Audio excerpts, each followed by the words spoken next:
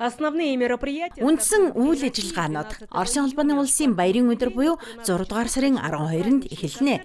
Юбилейний цэцэрлэгт хүрээлэнд 13 цагаас баярын тоглолт болон идэвхтэй урт наслах хүн наадам болно. Харин 11 цагаас Орешковын цэцэрлэгт хүрээлэнд Верхний Удинскийн үзэсгэлэн худалдаа нээлттэй хийх бөгөөд 2 өдөр үргэлжлэх юм. Мөн анх удаа еда хоолны наадамж болно.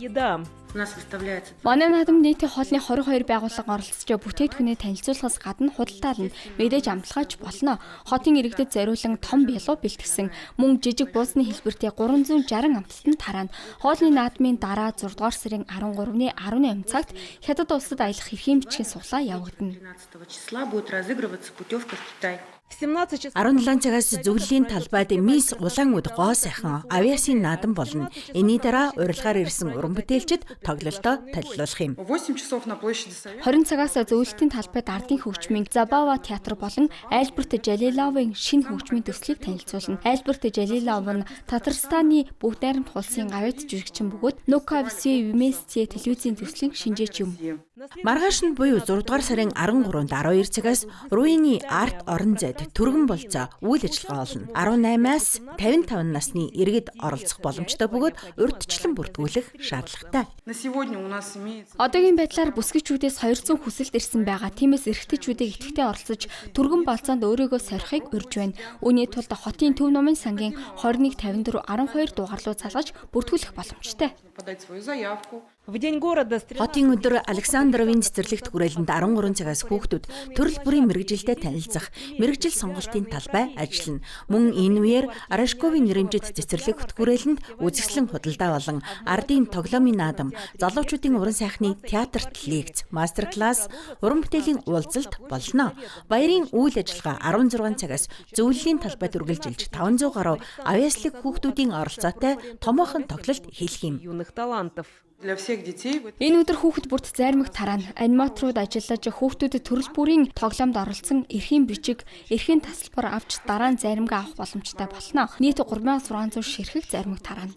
Энийн дараа нийслэлийн дуу хоолой наадмын гала тоглолт эхэлнэ. Харин 20 цагаас Бурятийн эстрадын одод болон Оросын холбооны улсын ардын жүжигчин Валерия зөвлөлийн талбайд тоглолтоо талилуулна. Тэрээр хотын өдрийн ерөнхий түнш Апатит агро компани урилгаар Улаан-Үд хотод ирж байгаа. Баярын арга хэмжээ лазер шоугаар өндөрлөнө.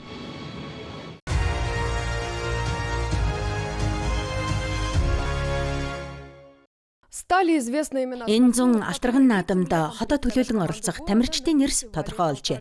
Шигшээ багийн бүрэлдэхүүн бүрэн батлагдсан бөгөөд Бурятийн үндэсний спортын шилдэг тамирчид багтсан байна. Энэ жилийн олон улсын Бурятийн үндэсний алтарган 2026 наадамд Улаан-Үд хотыг 3 дүүрэг тус бүрээс нэг баг төлөөлнө. Нийтдээ 110 тамирчин оролцоно. Одоо шигшээ багийн тамирчид зав гармагц бэлтгэлээ базааж байна. Харин тэдний хувьд энэхүү тэмцээн нь үндэсний спортын олимпийн наадамтай энэ зэрэгцгүүц чухал ач холбогдолтой юм. Одоо шигшээ баг эрчимтэй бэлтгэл хийж байна. Ер нь бүх оролцогчид шаргуу бэлтгэл базааж байгаа. Учир нь энэ бол хамгийн том, хамгийн чухал тэмцээн. 2 жилд нэг удаа болдог юм. Шагналын сан сайтаагаас гадна наадмын дүнгээр спортын мастрын дэд зэрэг мөн шилдэгүүдийн цол зэргийг олгодог. Тамирчид сур харваа, хурдан морины уралдаан, шатар, шагаан наадан, сэр хуглах тэмцээн мөн эрэх наадмын хамгийн үзүүгштэй төрлүүдийн нэг болох үндэсний бүх барилдаан гэсэн 6 төрөлд өрсөлдөнө. Ямар ч байсан барилдана. Жаахан тогтолж байна. Аль болох байр эзлэхийг хичээн мөн аврах болохын төлөөч барилдана. Алтарган наадамд зөвхөн шигшээ багийнхан бус сур харваа наадамд оролцсон бусад тамирчид ч бас өрсөлдөх юм. Энэ жилийн наадам 7 дугаар сарын 1-ээс 6-ны өдрүүдэд болох бөгөөд нээлт нь Улаан-Үд хотод цаашдын үйл ажиллагаанууд Иволгын аймагт үргэлжилнэ.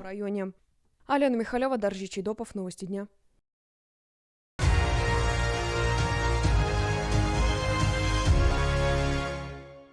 Тренировки с родной Өөрийн хайртай Абаза морьтойгоо хийсэн бэлтгэл хүсэж хүлээсэн үр дүнгээ авчирлаа. Тихимировын сангийн тамирчин Егор Аршинский Оросын холбооны улсын аврах шалгаруулгын тэмцээнд төрүүлсэн ялалтаа спортын замналынхаа хамгийн том амжилтуудын нэг гэж үзэж байна. Тэрээр энэ чухал тэмцээнд олон жилийн турш төрүүлж чадаагүй юм. Харин энэ жил тамирчны хувьд үнэхээр амжилттай жил болж байна. 3 дугаар сард улсын цомын тэмцээнд шагналт байр эзэлсэн бол саяхан мөн энэ төрөлдөө улсын авраг болжээ. в той же дисциплине. Би дахин авраг болсноо годооч бүрэн ухаарч амжаагүй байх шиг байна. Учир нь би хамгийн сүүлд 2021 онд 5 жилийн өмнө авраг болж байсан юм. Тэмцээний сэтгэл одоо ч арилаагүй. Цаашдын гараануудад бэлтгэсээр байх болно. Трудности на Аврагын замд тулгарсан бэрхшээл тэмч олон байгаагүй гин. Хамгийн том асуудал нь өөрийн гэсэн морьгүй байсан явдал юм. Унаач дасгалаа төгс гүйцэтгэхийн тулд морьтойгоо бүрэн ойлголцдог байх шаардлагатай. Харин Егор шинэ хамтрагч морьтойгооч дотн нөхөрлөж чаджээ. жился с новым напарником. Слава богу, мы аз болоход бид ийм нөхцөлд амархан дасан цогцдог. Учир нь энэ бидний анхны туршлага биш. Түүнээс гадна 3 дугаар сард Оросын холбооны улсын цомын тэмцээнд оролцохдоо энэ морийг аль хэдийн түрээсэлж байсан. Бэлтгэлээ баг зэрэг өөрчлөхөө, тэмцээнд хэрхэн зөв оролцохоо мэдэж байсан учраас энэ нь бидэнд тодорхой хэмжээнд тус болсон. Старты, поэтому это нам немножечко помогло. Спортсмены с ограниченными Эрүүл мэндийн онцлог хэрэгцээтэй тамирчид 7 хоногт 3 удаа бэлтгэл хийдэг. Хичээлийн үеэр гол анхаарлыг морьтой ажиллахад хандуулдаг байна. Харин морьдыг өөрсдийн тусгай хөтөлбөрөөр бэлтгэж уйж сойдог ажээ. Александр Гаврилов и Артур Ощупкин специально для программы «Новости».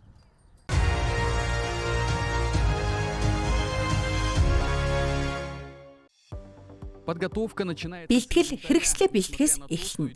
Ирина Гутузова 67 настайч Сальбордо өөрөө хийлж бэхэлгээнүүдээ шалган маршрута урьдчилан төлөвлөдөг. Тэрний унах хэрэгсэл нь хүүхдүүдийнх нь бэлгэлсэн тусгай сандалтай сабборд бөгөөд усан дээр өнгөрүүлэх хугацааг илүү тав тухтай болгодог байна. Комфортом. Дело в том, что Би насан туршдаа идэвхтэй амьдралын хэм маягтай байсан.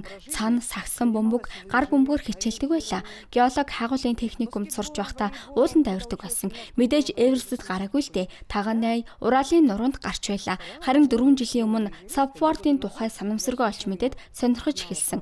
Бид Архлейд очиод тэр өдөртөө тэмцээнд оролцсон. в этот же день участвовали в соревнованиях. Для Ирины Кутузовой Ирина Гутузовын хувьд сабборд бол спорт биш. Харин амьдралаа бүрэн дүүрэн өнгөрүүлэх арга юм. Тэрний хэлснээр ус тайвшруулж, өөр байгалийн байгаль урам өгдөг бол үлээх салхи, бороо нь аяллаа цаг агаарын жинхэнэ тэмцэл болгодог байна. превращают прогулку в честную борьбу с непогодой. Сүүл биднийг сэлж явхад салхи эргүүлээд дамнаараа буцаачихсан. Яг л та нар Сухатын руу яах гэж байгаа юм бэ? Гэртээ харь гэж байгаа юм шиг санагдсан.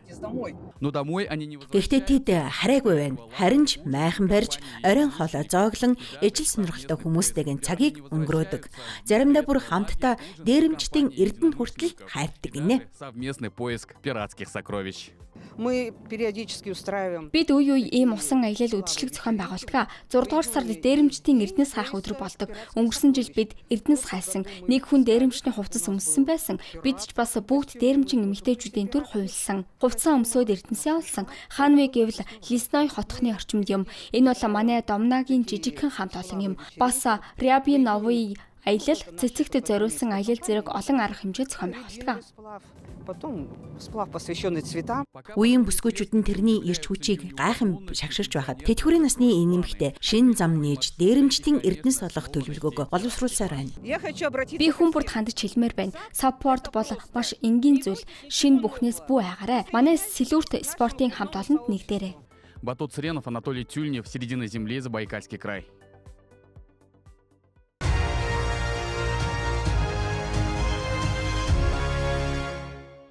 Шүн дунд аль хэдийн өнгөрсөн ч нар жаргаагүй юм шиг харагдана. Алдарт цагаан шөнүүд барилгачдад томоохон боломж олгожээ. Ленагийн гүүрийн барилгын талбайд ажил эд өрнөж, удахгүй анхны Коппердамыг голдно буулгах гэж байна. Энэхүү аврах байгууламжийг хөдөлгөхийн тулд 2 чирэгч хөлөг шаардлагатай болсон. Коппердам гэдэг нь үнэхээр асар том байгууламж бөгөөд бараг 5 давхар байшинтай тэнцэхээр 18 м өндөр 1700 тонн жинтэй аж. Энэ нь голын аманд байрлаж Ленагийн гүүрийн барилгын дараагийн шатны ажлыг эхлүүлэх юм. Энэхүү байгууламж нь дотроо хоосон цилиндр хэлбэртэй бөгөөд төслийн байрлалд суйрлагдсанаар гүүрийн тулгуур барих хурийн ажлын бүсийг бий болгоно. Нөгөө эрэгт хүрэхийн тулд 2 км гаруй зам туулжээ. Голын урсгал, хүчтэй салхи, усны төвшин гээд бүх зүйл барилгачид болон усан тээврийн ажилтнуудын эсрэг байсан. Түүнчлэн хөвөгч капердрамыг Якутийн нутаг цэвдэг хөрсөн дээгүүр гүүр барихад анх удаа ашиглаж байгаа бөгөөд ийм төсөл дэлхийд бараг байхгүй юм. Эх 7 хоногоос ёроол гүнзгийрүүлэх ажил эхэлнэ. Кофердамыг усны түвшин өндөр байх үеийг ашиглаж ёроол ухах ажлын хэмжээг багасгахын тулд завсрын цэгц сэлжүүлсэн. 7 дугаар сарын сүүлэхэд кофердамыг төслийн байршилд суйрлуулж эхлэн гэж төлөвлөж байна. Өөрөөр хэлбэл копердрам баруун эргээс 300 м-ийн зайд эцсийн байрлалдаа суйрлагдана. Тэрнийг шон хэлбэрийн зангуугаар бэхлэх бөгөөд ингэснээр ёроолд буулгах явцад ч барилга байгууламж байрлалаасаа хазаахгүй. Кофердамыг төслийн байрлалд суйрлуулсны дараа түүний эргэн тойронд кран бүхий олон хөвөгч техник ажиллана. Кофердамын дээр том өрөмдлөгийн хөрөмжүүд байрлуулна. Энд 2 дахь хөрөмж суйрлуулахаар төлөвлөсөн байгаа.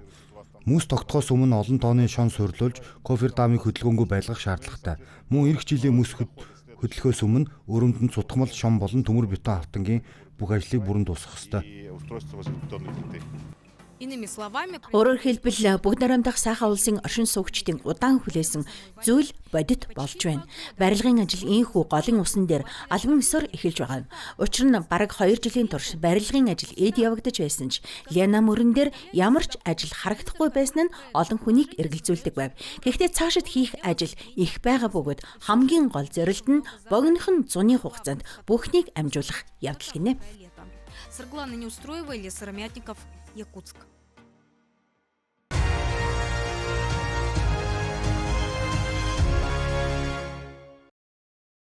Лаборатория погружен. Бүүдгэр гэрэлд умбсан лаборатори гэдэг нь өмнө нь зөвхөн шинжлэх ухааны уран зөгнөлт зохиолтол гардаг зүйл байлаа. Энд роботжуулсан манипуляторууд тоног төхөөрөмжийн анивчих гэрлийн дор өндөр наривчлалтай ажиллаж байгаа ч хүний бараа огт харагдахгүй.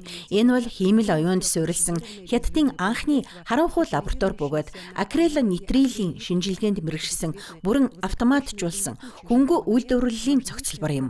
Акрилонитрил нь өнгөгүй өндөр хортой, амархан ууршдаг, шингэн мономер бөгөөд бат бөх олон зориулттай термопластик полимер үйлдвэрлэхэд ашиглагддаг чухал үйлдвэрийн түүхий юм. Лабораторид дээж хүлэн авах, турших, шинжлэх, устгах бүх үйл явц хүний оролцоогүй болдог. Хиймэл оюун ухааны удирдлагад 87 өндөр наривчлалтай төхөөрөмж, 56 робот уялдаа холбоотой ажиллаж, туршилтын бүрэн мөчлөгийг ердөө 3 цаг хагасын дотор гүйцэтгэдэг байна.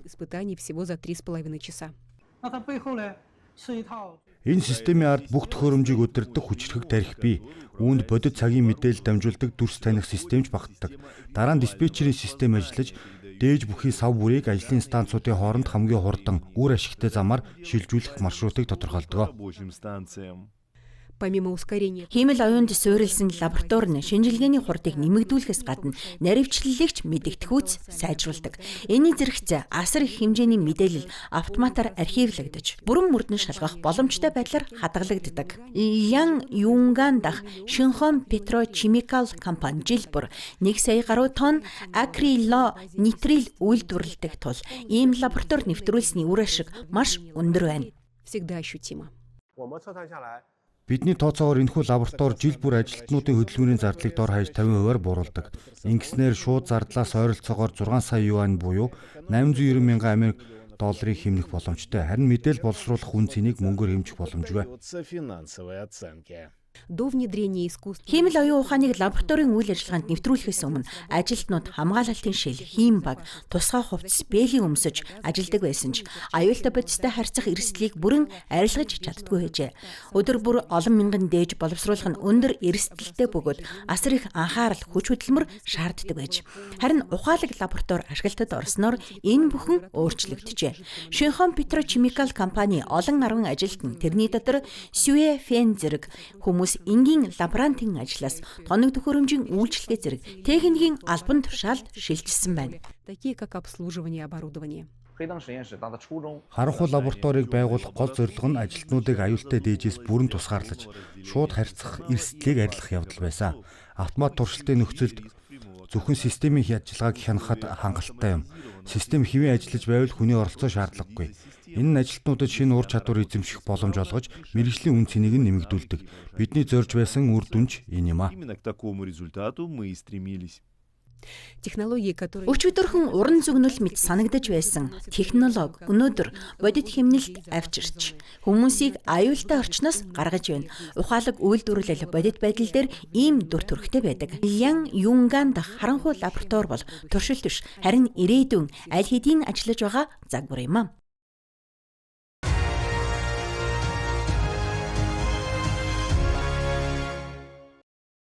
Энэ бол онгоц биш, усан хөлөгч биш. Экраноплан нь усны гадаргуугаас 30-аас 80 см-ийн өндөрт хөвөн гулсаж, цагт 85 км хүртэл хурдалж чаддаг. Тэрэнд нисэх бодолч хэрэггүй, тусгай зогсоолж шаардлагагүй. Энэхүү бүтээлийг Хятадын нэгэн компанид боловсруулсан бөгөөд гол зах зээл нь гадаад улс орон юм. Өмнөнийг амралт зугаалгын төслүүдэд тансаг зэрэглэлийн зочд буудал, амралтын газрууд болон дарвуулт завны клубүүдэд ашиглах боломжтой. Ашиглалтын хувьд дарвуулт завтай маш төстэй юм. Олон улсын санхүүгийн Morgan Stanley компани мэдээлснээр нам өндөрт нисэх эдийн засгийн дэлхийн зах зээл 2030 он гэхэд 2.80 Америк доллароос давах төлөвтэй байна. Энэ салбар дахь Хятадын патентын тоо дэлхийд тэргүүлж байгаа бөгөөд нийт патентын 51%-ийг эзэлж байна. Бид Америк нэгдсэн улсаас хэдэн 10 үржилсэн захиалга аль хэдийн хүлээн авсан. Статистикийн мэдээлэлээс харахад Хятадын боловсруулах үйлдвэрлэл улам хүчрэх болж байна. Сүүлийн хэдэн сарын хугацаанд Хятадын ухаалаг үйлдвэрлэлийн бүтээгдэхүүний экспорт мэдэгдэхүйц өсжээ. Энэ оны эхний улиралд боловсруулах үйлдвэрлэлийн нэмүүртэг 2025 оны мөн үеийнхээс 6 гаруй хувиар өссөн бөгөөд энэ нь улсын аж үйлдвэрийн өсөлтийн бараг 20%-ийг бүрдүүлжээ. Экраноплан зэрэг шинэ бүтээгдэхүүнүүд энэхүү өсөлтөд нэмэлт түлхэц өгч магадгүй маа. Александр Яровой, Чэнтун, CGTN.